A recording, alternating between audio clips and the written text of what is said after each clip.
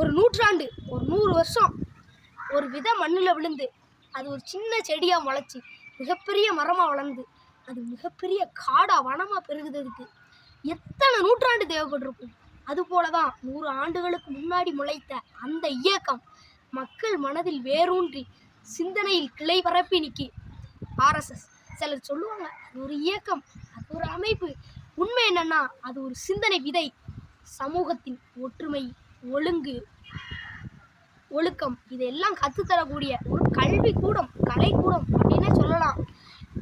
இப்போ அந்த 100 வருஷம் ஆனதுக்கப்புறம் நம்ம எல்லாரும் கேட்குற ஒரு கேள்வி, அந்த நாட்டினுடைய ஆயுதம் தான் அந்த நாட்டுக்கு பலமா, இல்லைன்னா அந்த நாட்டில் உள்ள மக்கள் மனதில் உள்ள ஒற்றுமை தான் அந்த நாட்டுக்கு பலமானு? அதுக்கு ஆர்எஸ்எஸ்னுடைய பதில் ரொம்ப தெளிவானது.